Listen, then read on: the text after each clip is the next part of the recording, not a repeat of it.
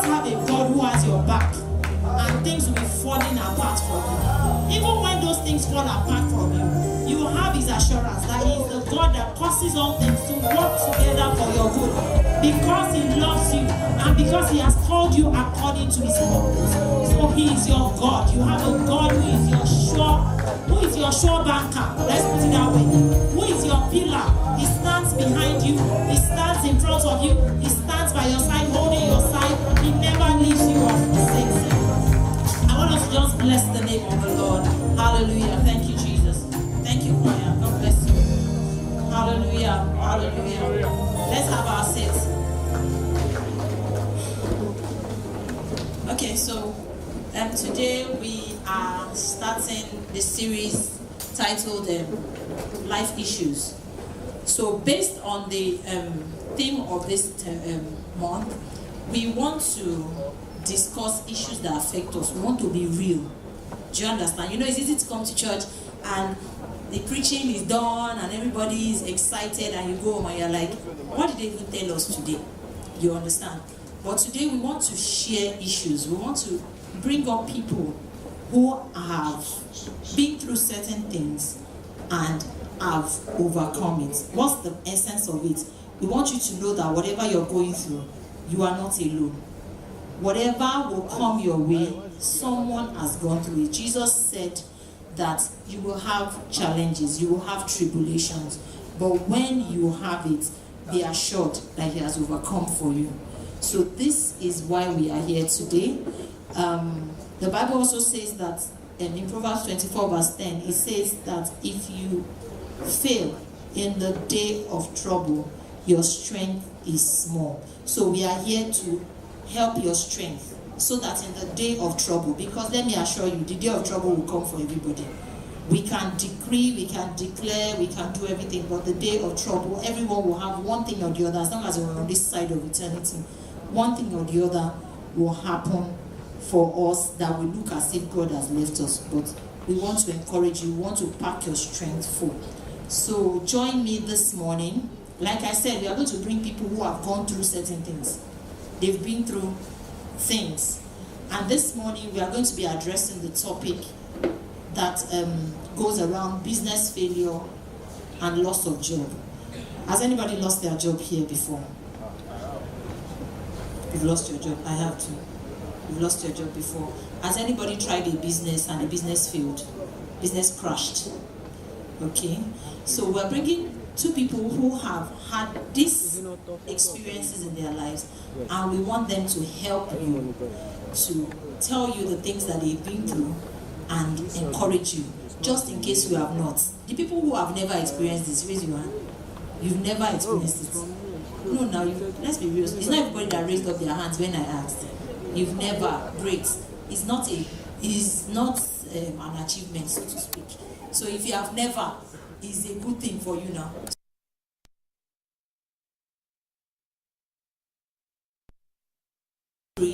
They have overcome it, and today you cannot see it on their faces. So just in case you ever come across those kind of situations in life, there's someone at your back, there's someone who has been there. Jesus said in 1 Corinthians 1:4, 2 Corinthians 1:4, Paul said that he said something we have received, we are able to comfort others. So they are here to comfort us. So please join me in welcoming Pastor Tunde Idowu. Please help me give him a round of applause. A big round of applause. Thank you, sir. Thank you for volunteering to be here with us. And also, please join me in welcoming Pastor Niyi Bolao. Okay. So what we have told them to do, and this is my co-debater, co-anchor, Pastor Kemi Akiode. Why do you look at me like that? She's pastor. Okay, so the theme, the way we have decided to go is that they will share their testimonies. So while they are sharing their testimonies, it's testimony now. Testimony does not always have to be. Testimony is that they have gone through it. They have come out of it. is a testimony. So they will share their testimonies with us. And while they are sharing their testimonies, we want you to come up with questions, thoughts. As you are sharing it, some things will be going on in your mind. Please, no question is not a question. You are allowed to ask any and every question you want to ask, as long as it addresses this issue. And secondly, if you are shy, you can ask the ushers for a sheet of paper, write your questions, and then they'll be passed across to us. So, who bails the cat? Who will bail the cat? Praise the Lord. We called you first. Let's see. About 11 years ago, I decided to be self-employed. And I remembered that I'd only done about 6 months in my last place of employ when God said, look, it's time to move. So I moved. I'd saved some of my salary. In 2 weeks, all the cash I'd saved was gone. So I realized that this was, you have to face it or you sink. So business started. For those who do not know, I'm an architect. So we had clients, would design for them. But it soon occurred to me that when you do a job for a client, the client can choose to pay you or not, right? So I had a small office. At the time, I'd also tried a business that had completely failed. So this was me trying to be a consultant, and I had a couple of clients. And I remember this one client we had designed for. When I say we, don't be confused to thinking that there are a lot of people. It's business balance to say we, because you as MD, you are accountant, you are secretary, you are designer, you are everything. So is that not we? It's we. So we had bill, of course, you have rent to pay, you have to buy fuel, you have business needs, you need money. So I'd gone to this client, got to his office, we had waited for that cash for several months. So they said the check was ready, I got there, I got the check, I was thanking God, I walked out of his office, and a voice said, check this check. So I removed the check from the envelope, and instead of Gbolahan Olani and Associates, my company, it was Gbolahan Olani and Enterprises. And they've paid us before. So I said, what? I called my accounting officer. He says, it has to be corrected. It can't fly. So I went back to the office, and they said the man had traveled. From 11 years till now, he has not returned. I've not collected that cash. No, that's figurative expression. I've not seen him. So, look, let me be honest with you. I hope I have like 10 minutes. I have time, good. Because this one that I've told you is small. So I collected the check. I couldn't cry. I couldn't laugh. The way I walked off, I trekked from that office more than sad. Because this is you having worked and somebody deciding that they won't pay you. You know? And I still had about 2 members of staff I needed to pay salaries for. So I go back to my office. How do we do this? There are bills to pay. Business is not doing well. What do we do? It was at this point that somebody came to me and said, I want to learn interior decoration. How do I go about it? I said, okay, I know somebody who runs a showroom. I'm going to send you to her. You can go and intern, apprentice, and learn. So as she left, the Holy Ghost spoke to me and said, hold on here. She wants to learn interior design.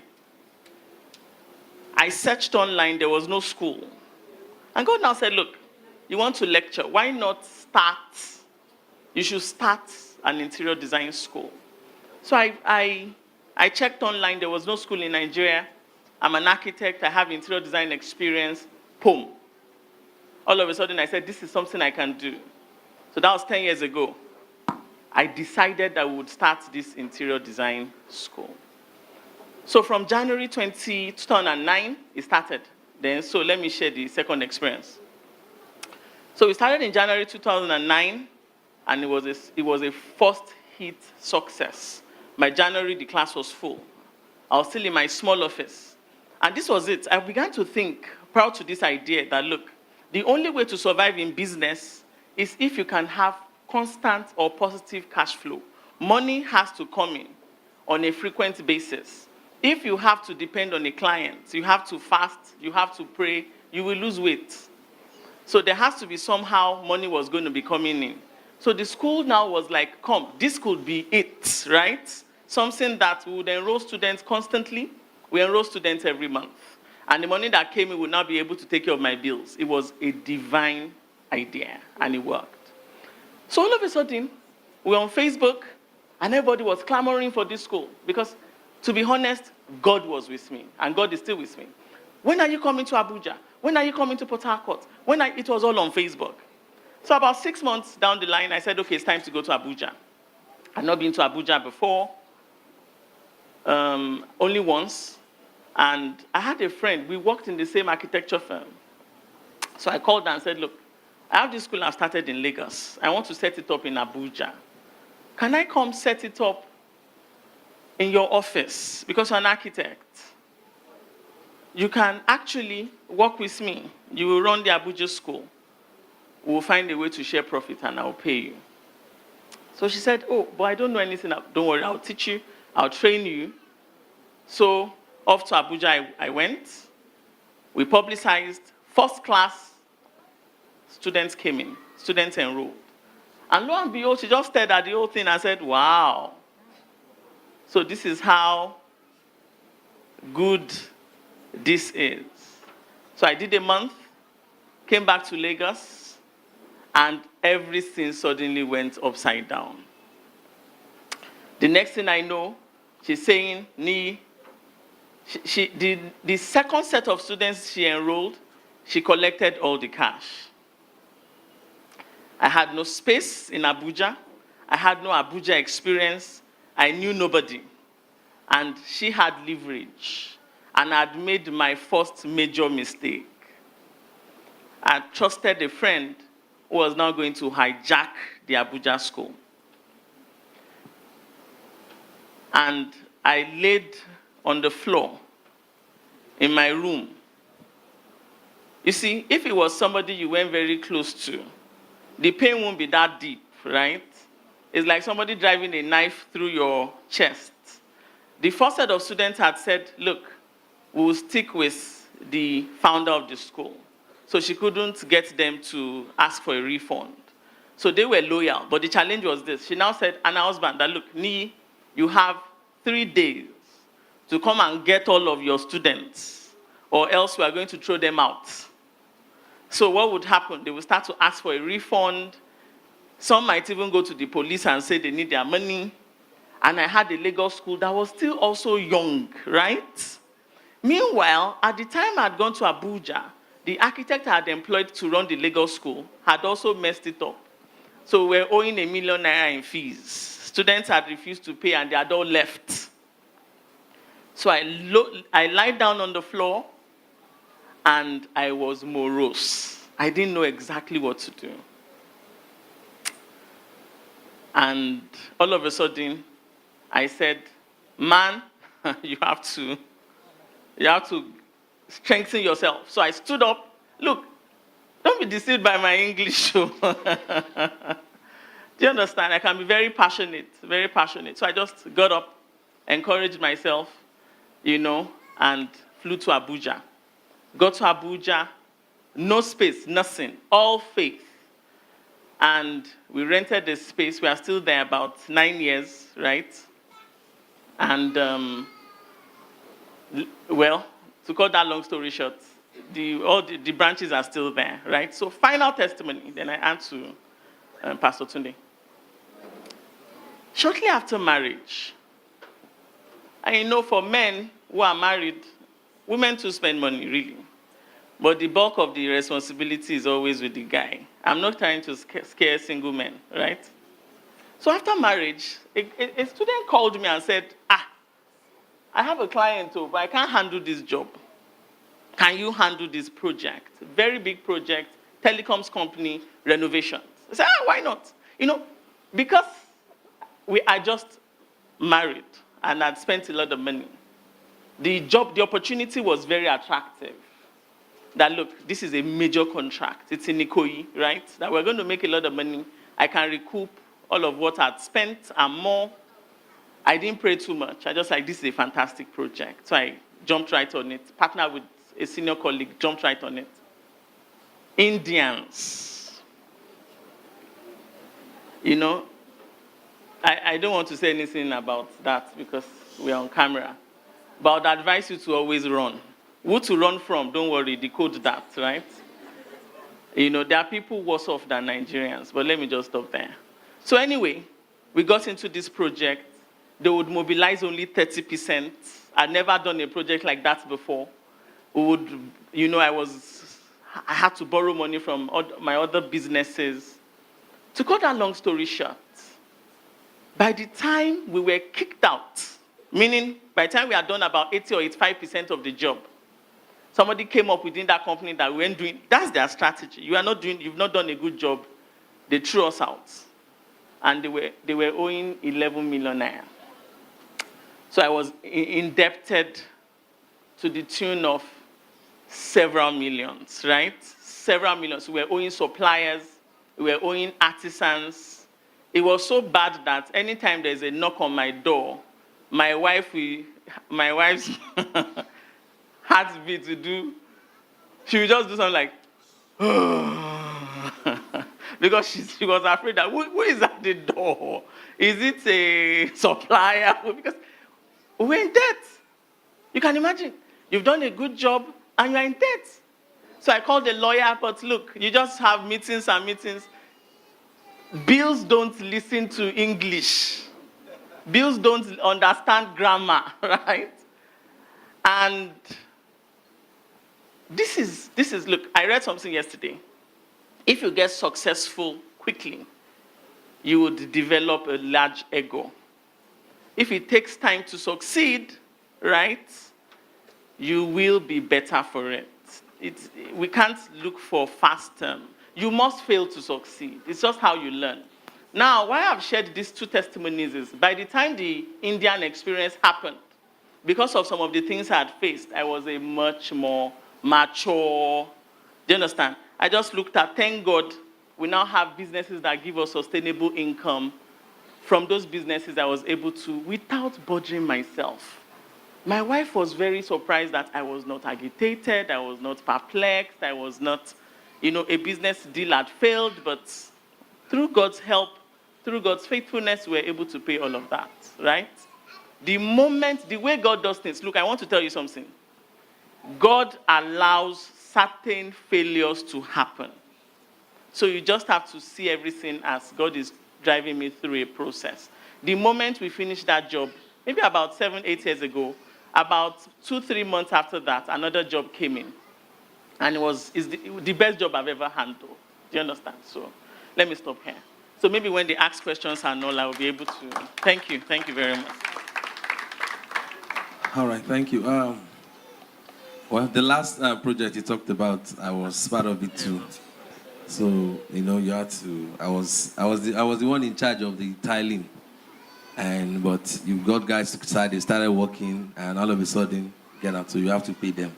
So I was also running for people then. But thank God, just like you said, the business that came later, I was also part of it, and it was good. Let me say, precisely 10 years ago, I lost a job as a banker. I worked with Standard Chartered Bank, then is a foreign bank. And I could remember the date because that was the same year God's Chamber started. And it was, when you're someone that you were never broke, that's the truth. I was never broke. And the worst that will happen is I'll probably go to if I need any money that's much more than what I don't have at hand, I'll probably go to my boss because we were so close. So I need so amount, and he knows, he just write me a check, go and take it. And I know that at the end of the month, if I'm going to pay, he will slash it into two and still give me half back. So it wasn't a problem. So anytime my wife calls me, then before I lost the job, anytime we need any money at home, I'll just say, let me come back. And trust me, when I come back, the money is ready. Now, you know, when you work in the bank, you're friendly. And I had friends then. They were senior friends, big guys. One of them, I won't mention the name, was trained by Folawiyo. I think he's an orphan, and the guy took him up. Very wealthy guy, very wealthy. So we bear the same name. So the first time he came to the bank and said, what's your name? I said today. That was how. So anytime the man walks in, I know Pepe don't rest that day. So money were coming in. I wasn't even touching my salary. So it was so all of a sudden that stopped. And you're like, oh, where do you start from? Okay, I still have savings. Before you knew it, savings was. And thank God for a good wife. I can say that, but thank God for a good wife. You know, though sometimes she will get agitated. In fact, that I've contemplated. There was a time I just stood up one day. I packed my small bag. I said, I'm running away. Because I couldn't stand my wife asking me for things down, and I cannot. You know, my wife is a teacher. Before Obasanjo took over and everything went well for teachers, you understand what I'm trying to say. We were staying, we moved from a face-me-and-face room and parlor. We moved to a 3-bedroom. No one was coming and everything. We bought our first car, and all of a sudden, we had to sell the car. You have to start selling. No, I was really down. That's the truth. Now, we're not saying this because we're not superwoman. I went through a lot. I and my wife, we went through a lot, and it was so tough. It was so tough. But one thing I did then was I had to open up to people. I wasn't holding that thing to myself alone, because I tried doing it, but I almost blew. Something almost as if there's a bomb in me that I want to blow up. I want to scatter. So, and thank God then I want to thank God because I have people. And one of them is still the head today. That's Pastor Taiwo. We've known each other from Solid Rock, and it was there. And a few friends, and I can mention them because they are here. Minister Bolu, PK. Those are, and my wife, and just a few friends outside. Those are people that really stood by us. If we have any issue then, I can always call them because it was tough. It was tough. And I remember, I know I was praise worship leader, so I started a band. We started a band then. It's not because you want to praise God. It's so that money can come in. Because, you understand, there was a point in those periods that I have just 3 trousers. Just 3. All the things I bought, my wife won't know. I had to sell a few of my suits. I had to sell them so that there'll be food on the table. But through it all, I can count only a few occasions like that I went to bed hungry. My wife will always, there must be something to eat. You said, if you eat something, at least, okohale bale. It was a tough time. It was a tough time. But I'm standing today not because, like I said, I'm a superwoman, but another thing I did then, I immersed myself in service so that I won't be idle. I was in church. You will find me in church. If there's any program, I'm there. Not because I want to be there, because there's no other thing to do. I have to be there just to be amongst people. No, like I said, I'd left a very big church, Solid Rock. No, when you are still in the midst of, at least you have people there. So we had started GC then. Sometimes I have to trek from Mishaga to church. but you won't see, to pen cinema, but you won't see it on my face. I told myself, in fact, even if I'm sick, I always tell myself, Tunde, you cannot afford to sleep on a bed, though. Sleeping and people will now be coming. Where will you get money? Better stand up. Those are the things I kept on encouraging myself. And Philippians 4:13, that I can do all things. Those are the scriptures. And I remember Pastor T also gave me this scripture, Ephesians 1 from verse 15, so that I said I should go and chew the scripture and everything so that I will know what next to do. And I also want to thank God, because while I was growing up, I used to follow my uncle then to site. We started laying rubber ties. So I just decided, okay, if work is not coming, why don't I just face this? So that was how I entered into the tiling business. I learned it well, at least right from my GS2. I learned it. So that was how I had to, okay, if you are not getting work, why don't you face this? I also remember that while I was doing the tiling business, it was Pastor Dini that said, why don't you come to my school and start teaching tiling as part of interior decoration business? I started that too, and it was working. And I get few money from there too. What do I want to say now? Because I don't want to bore with my story. It was tough then, but I want to thank God that today, and I also want to let you know that there was a time in our life that we had to squat. I, my family, and my daughter, and my son too, Larry, we had to squat with the family for 6 months because there was no money to parent. So we had to go and squat, and you know what it means for a woman. You don't have the control over your kitchen. You know what it means. It was really tough. We'll get inside, we'll cry. But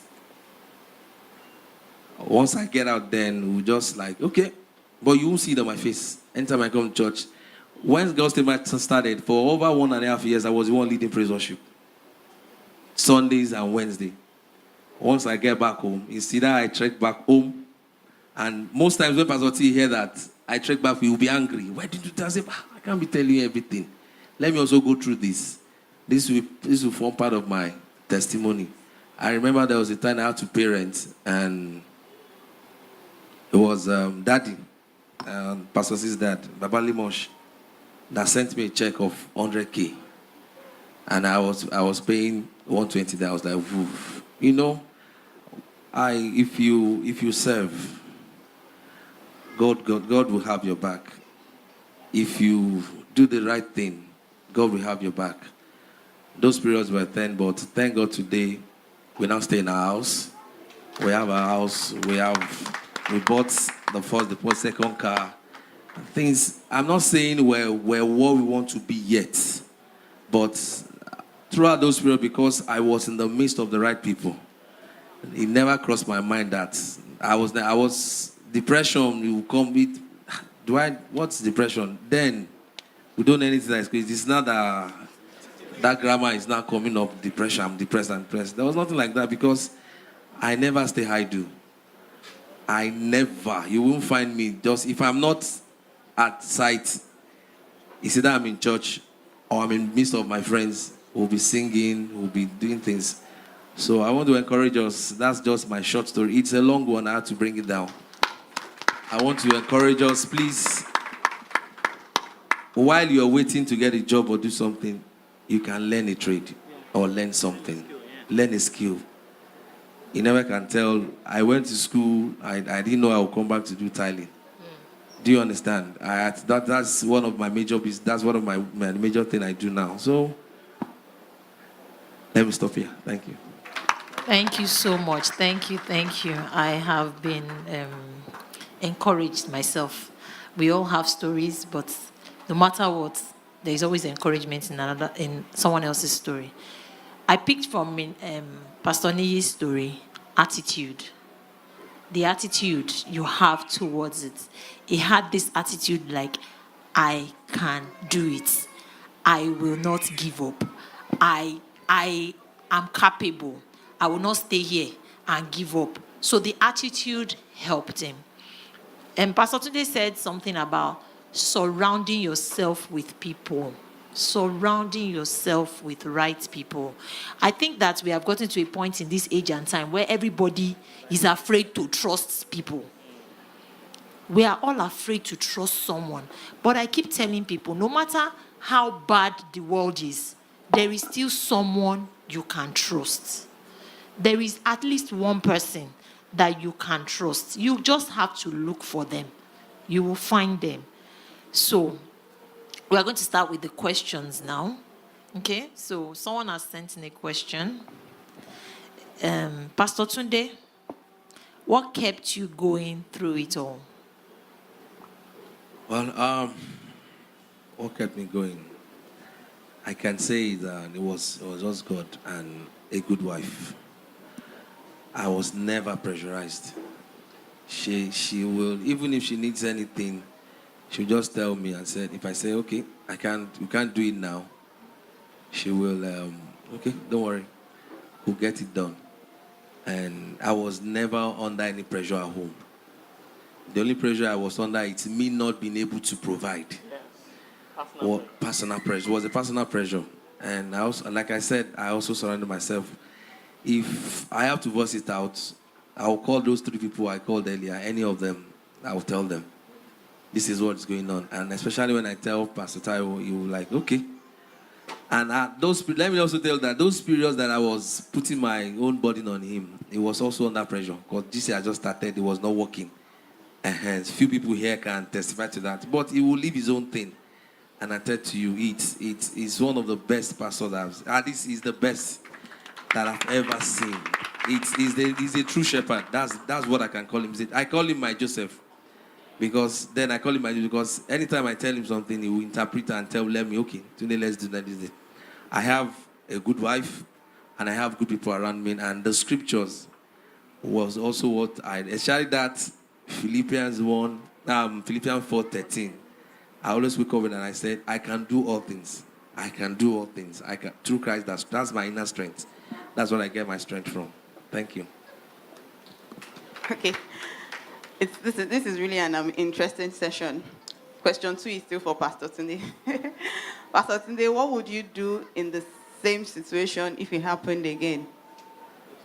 It won't happen again, man. No, I agree with him. It won't happen again. Why will you go through a test? You can't go through all those tests and not learn something. It means you didn't really learn anything. It won't happen again. Never. It can never happen again. And if peradventure, probably maybe like business and everything, I would like with the knowledge I have now. You know, those periods we didn't have this knowledge about what the Holy Spirit can do. Now with knowledge I have now, I'll rejoice myself out of it. It's as simple as that. Rejoice yourself out of it. That does not mean things are still not happening now. But it's all about, that thing is different now. It's all about rejoicing. It's all about rejoicing. I rejoice myself out of it. And that's just simple, but it can never happen again. You know, please, there's something I need to quickly say. Okay. Comparing ourselves to other people is a no-no. Yes. Look, I'll be very honest with you. I'm one person, I just don't pay attention to what other people think I should do, I should wear, I should ride. You know, I'm not joking. You can't come and tell me that your car, this car is below you. I won't even listen to you. I know you need prayers. I'm telling you. You know, Yorubas will say, Ma jeko sa elere. Don't let people get you running. As long as you are not allowing peer pressure to affect you, I'm telling you, you would have a sane mind. So don't compete with other people. Do you understand? God bless you. Chase after your sanity. Do everything to protect your sanity. Please, if you have questions in the house, you feel free. You can raise up your hand. Okay, just a minute, please. This question, I want to throw it to both of you. Okay, let me say to Pastor Nii. Like you said, you had worked for just about 6 months before God told you that, okay, now it's time, and then you started the business. So my question is, okay, and then I particularly about that one that you went into with a friend. Now, I'm sure we have people in the house that they probably don't even have, they probably have a business idea, but they don't have the fund. And they're already thinking of partnering with somebody like, okay, you have the fund, I have the idea. So can you help us out? How do we collaborate that we don't end up being, and then somebody just feels, oh, hijacks the business? Because I see that's also another area where we suffer. You have the idea, you have the money. Can we work together and then make a success out of this? Are there things that we need to put in place such that no party feels hurt at the end of it? Thank you. Very good question. When we compare ourselves to developed countries or the way Caucasians think, they do a lot of synergy. It's very easy to get partners. Here in Nigeria, people like to go it alone. Now, in most cases than not, a partnership in Nigeria may not work. The moment it starts to do well, the other party wants to make more money, right? Greed becomes a factor. Unfortunately, if you have an idea and you can't finance it, somebody else might actually pick up that idea. Might not be from you. Do you understand?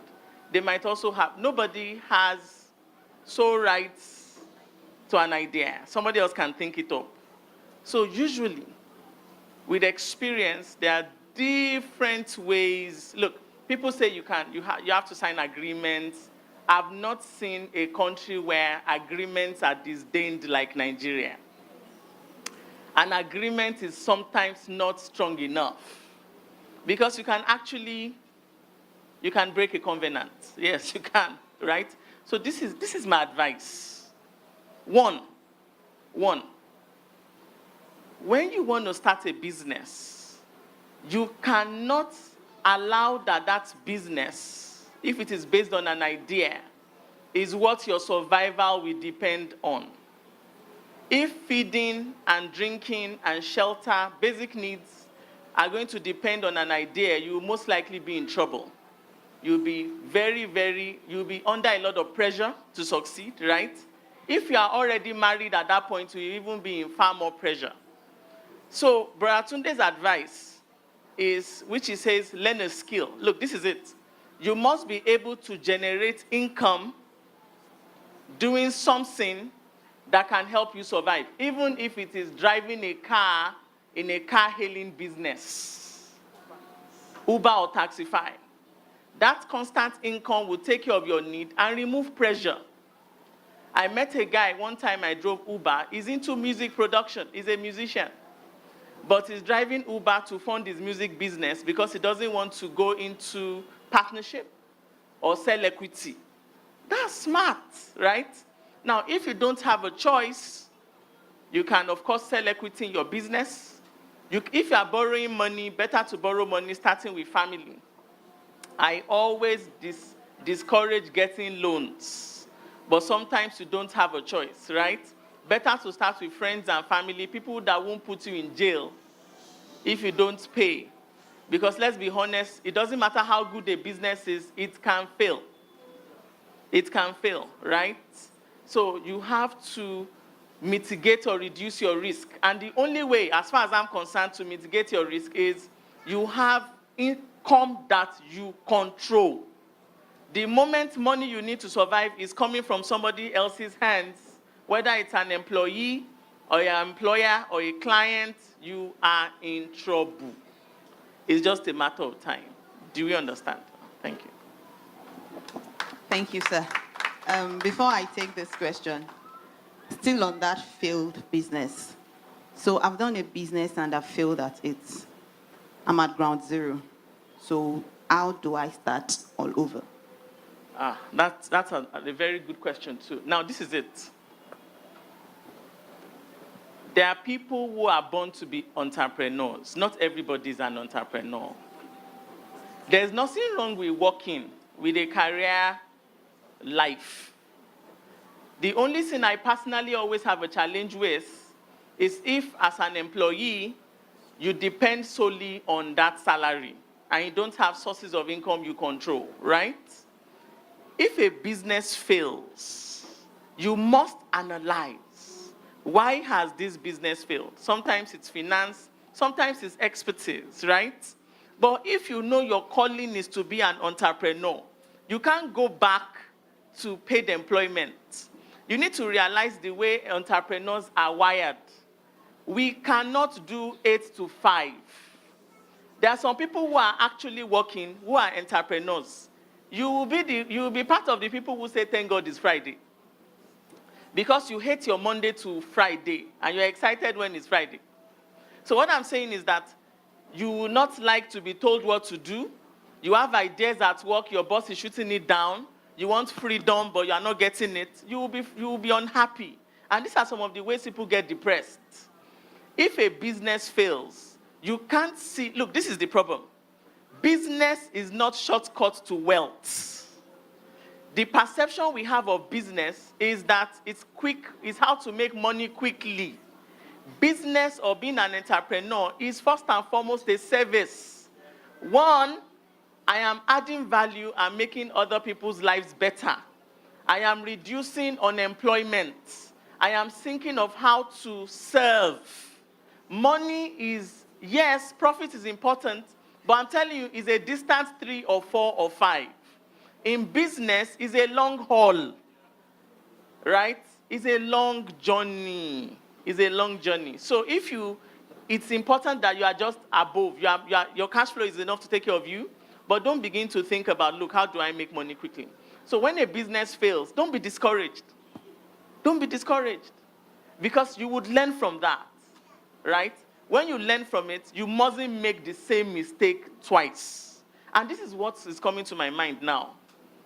We get into things too quickly. Maybe because you see somebody else doing that business, and you are like, oh, this is what is flowing now. We need to gain experience. We need to apprentice, right? There's nothing wrong with you learning from someone else for as long as it is necessary, which is why I appreciate the Igbos. You want to go into spare part business, you must apprentice. You must learn very well for years. By the time you now start, failure rate is very low. And you know what? Don't be deceived. There are a lot of them, they are very rich. But when you see the phone, it's Nokia 3310. Look, I will know if you'll be wealthy by your phone. If you have iPhone X, and you are begging people for credit, but yeah, prayer cannot work for you. Praise the Lord. Okay. So we move on to the next question. Someone said, what would you, I think this question will be better for Pastor Tunde to answer. What would you advise salary earners to do to avoid similar situation? All right. One, if you love the job you're doing now and you want to make it a career, you need to increase your capacity. You need to learn more. Keep learning, so that at the end of the day, you'll be someone that the people cannot just say go. Rather for them to say go, you'll be the one that want to move to another level. You need to increase your capacity. You must. Then I remember then when we were working, then that was about 10 years ago now. We used to have this monthly contribution of 50K per person. We were like 5 and everything. That was what we used in starting our business. That was what we used that was what we used in starting the house we stay in now. My first was 250,000 naira. Then I did so if it's possible, you save, but savings can vanish if you don't equip yourself. It is not. I won't be the one telling you now that you need to pray, you need to read your word and everything. We should know that by now. Now those are the backups we have, but you must increase your capacity. If you do that, nobody can push you out. You'll be the one that will tell them in the next 3 months, I'll be moving, because you keep getting jobs. In fact, in your present place of work, jobs will keep coming for you. They'll be the one coming for you. So if you know you don't like what you're doing, maybe you need to ask God and get into what you are wired to do. What you love, yeah. You're wired to do. Now, because for me now, and I also just like Pastor Pasini said, if it's possible for you to learn something, learn a skill while you're still working, go ahead and do it. Because now in my area now, I stay in Akute, the road is bad. But I just have this feeling that that road will soon be repaired and everything will be fine. So I'm thinking of transportation now. Okay, so that's how to smell. You smell business. I know that once that road is fixed, most bikes will be off that road because it's like a 3-lane double. I don't know how they call it.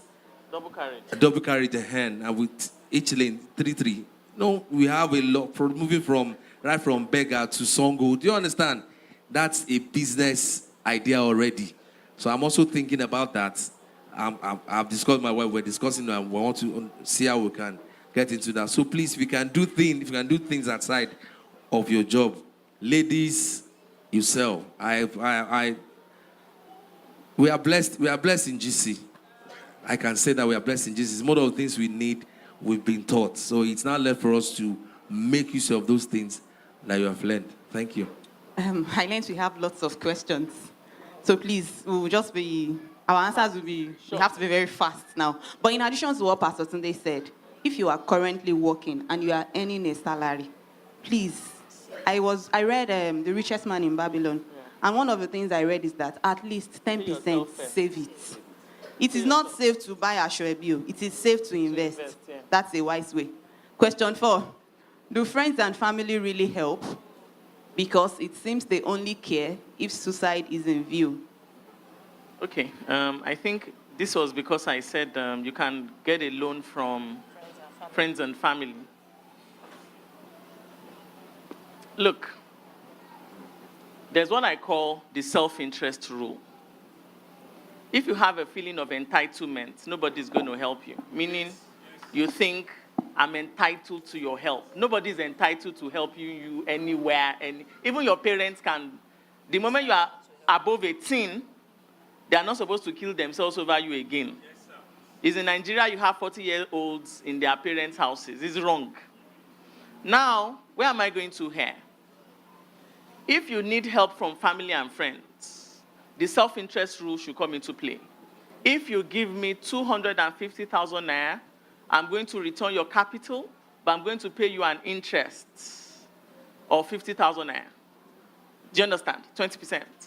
The money will fly out. Everybody always supports somebody they will be making money from. Then you can't be going for a loan and you have 0. Yes. If you are looking for 250, you must have 100K. Yes, sir. Even if it's 50,000, it will be easier to help you because you have something invested. You won't take the business for granted. Look, let me tell you something. No family wants liabilities. Somebody that is always asking them for help.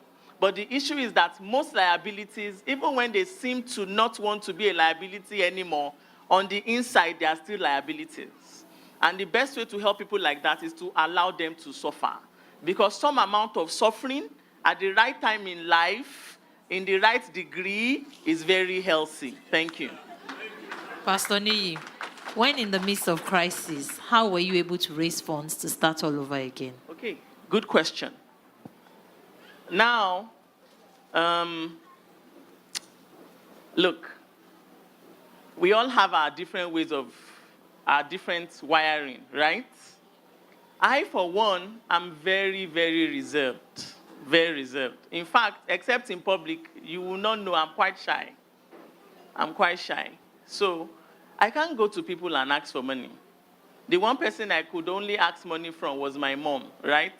And as a civil servant, how much money did she have? So it helped me to grow. Look, the answer to this question is very simple. I had skills. You see, people come to you and they think you've not gone through things before. As Pastor Tunde was speaking, I remember a situation. I was coming home.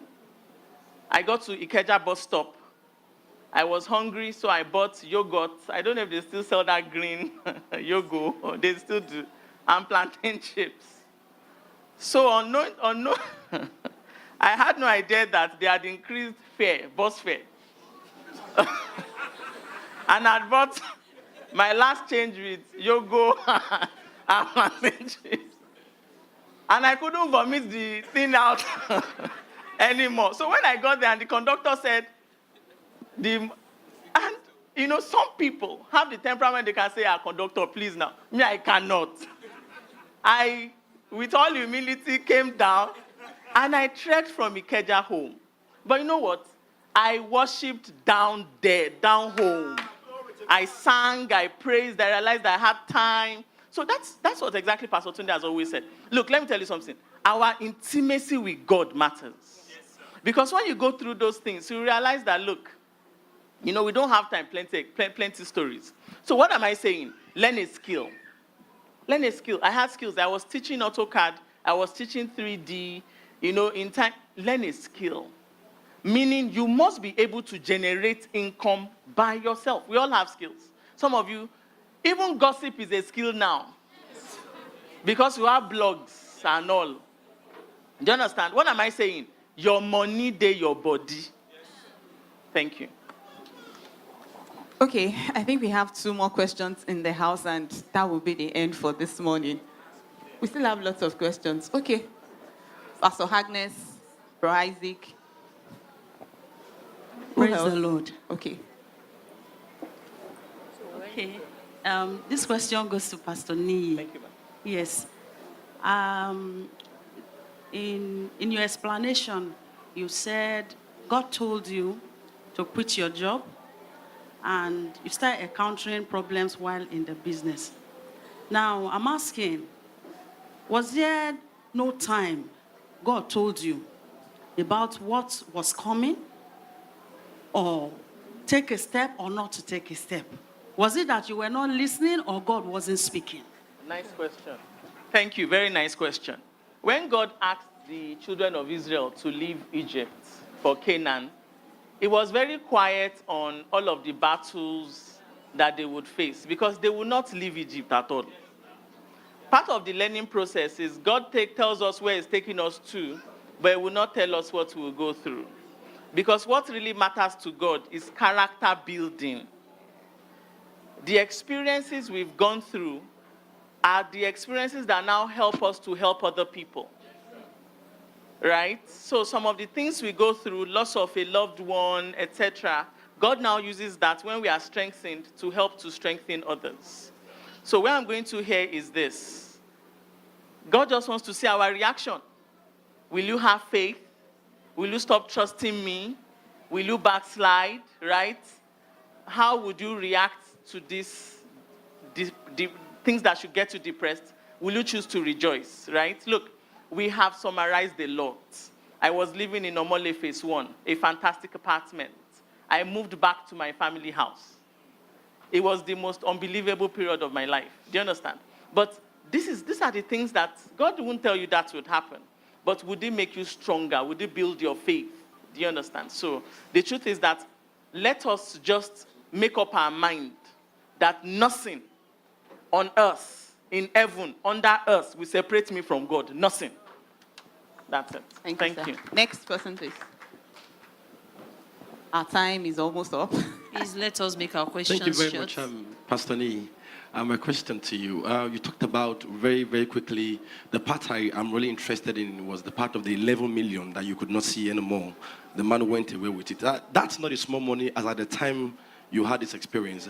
I want to believe that miracles do happen in business. But before miracle happens, we have something to present to God. So I want to know how you came out from that debt. A lot of people believe that if you're not in debt, you can't have a successful business. I don't know how that goes and how that happens, that I have to be in debt to have a growing and a thriving business. You have to just be in debt. But how were you able to pay those debts? How were you able to get out from pay all of your staffs at that time? I love the story, but more particularly, I want to know the strategies you actually adopted that allowed you to stand, because you'll have killed yourself. 11 million at that time wasn't a small money. Then number two, what was the best... to say, I want you to just tell us, what was the best business proposal plan you had? Because I know those were also part of the things that actually gave you an edge as well too, to get certain customers. And I know you want to share some things, but I just feel that there is more to what you said. Praise the Lord. I don't think we have enough time for both of your questions. Now, remember that my initial failure in business was inability to collect money owed by clients, right? And a lot of people face that. There are a lot of people who are owed. Businesses die because people are owed money. So they try to get it, but you even have to pay a lawyer to get money owed. So you now go into further debt, right? So because of that initial trying to pay bills, God had taught me that I needed sustainable income. So remember that I said we now started the interior design school. So at the time we were owed 11 million, we already had that. And it brings in money on a monthly basis. On a monthly basis. So this is it. Whether we have projects or not, all of those, what I call sustainable businesses, always bring in cash. So we handle projects, but we don't depend on those projects. We depend on cash that always flows in from businesses that are more sure, that are not dependent on clients. You can never solely depend on a client or an employer, right? But the other question would probably have, God has led me to launch a business and entrepreneurial conference in July. We'll have a lot of time to talk about that. Thank you. 2 more questions, please. Let's be fast. Our time is up. Yes. Good morning, everybody. Pastor Nii, Yes, this ma'am. is for you. Yes, ma'am. At the time that you left your paid employment, did you feel self-sufficient to leave that job? Or aside God telling you, were you self-sufficient enough to say, okay, it's time for me to leave? Thank you. That's a very good question. To be honest, if you are in employment and you want to start a business, I always advise that you start the business before you resign. Start the business, let it gain some traction, right? Before you resign. At the time I resigned, 6 months wasn't all of my job experience. I'd worked in the civil service from age 16 all the way to my master's degree. So I had worked for 9 years in the civil service.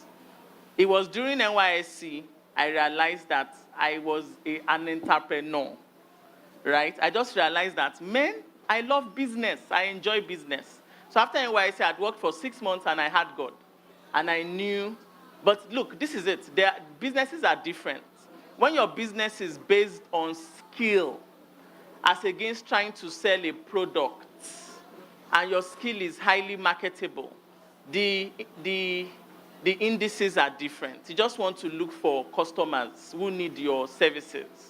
So I guess I took that leap because God did tell me, He said, if you miss resigning now, you will miss your wave forever. Because I was scared. My parents said, come, are you sure you want to resign? You will suffer, right? And, I took the lurch because I knew the Spirit of God was talking to me.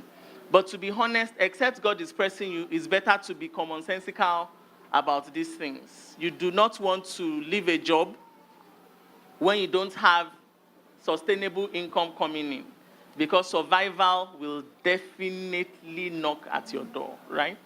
Thank you. Praise the Lord. We will have no choice but to end now.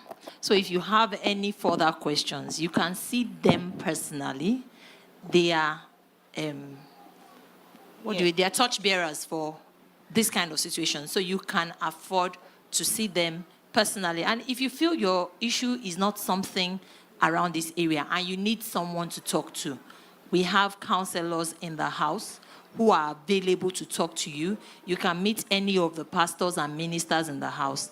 They will talk with you. So let us rise up and pray. Thank you so much, sirs. We appreciate you. Let's give them a round of applause. So they are torch bearers for this kind of situation. So you can afford to see them personally. And if you feel your issue is not something around this area and you need someone to talk to, we have counselors in the house who are available to talk to you. You can meet any of the pastors and ministers in the house. They will talk with you. So let us rise up and pray. Thank you so much, sirs. We appreciate you. Let's give them a round of applause.